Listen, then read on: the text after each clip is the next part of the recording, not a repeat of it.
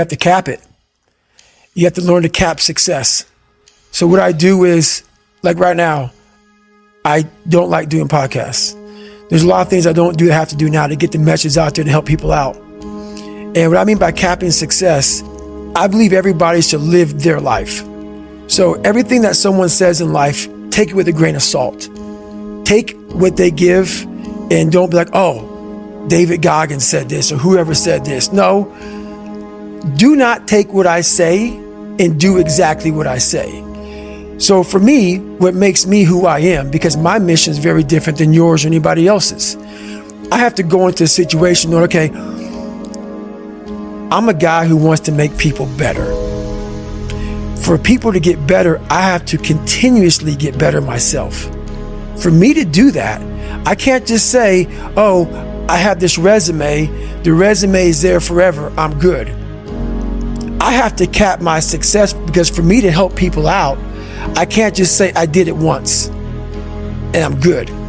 I have to continue to reinvent the wheel of the mind and figure out more and more ways for you to pull. Because if I have a cookie cutter message, it may hit 5 people out of 25. You just failed.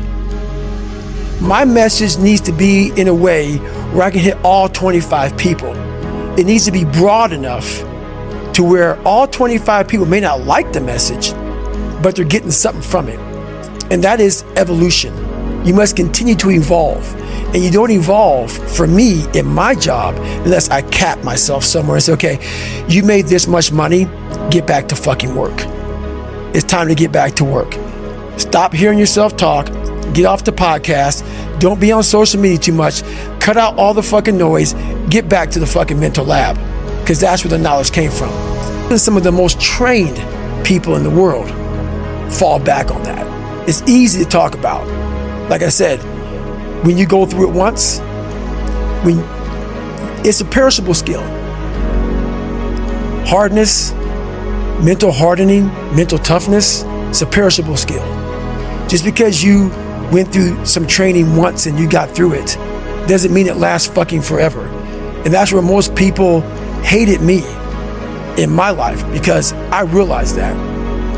You don't just say, oh, I got it, I'm checked off, I'm good for the rest of my life. That's why you have to recall. You recall on fucking everything. And you definitely must recall when it comes to the mind. That is one of the biggest requalifications you must have. And when you're at that level, you gotta recall every fucking day, not once a year. To this equation. Right, it fits in big time. And that's one big reason why I do fight fire. Because all the knowledge for myself comes from that place. It doesn't come from the place of success. My knowledge does not come from a place of, because for me, like, I built Goggins from the ground up. I was born David Goggins. David Goggins wasn't good enough. He was a scared, bullied, abused kid who struggled in life.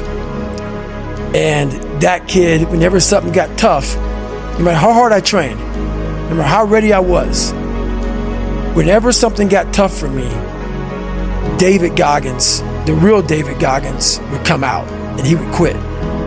So I realized this over a period of time. So I had to build Goggins. And in that process, I had to go back to that mental lab. And that mental lab is at scratch. That mental lab isn't that trained humility. And so that's where I get better.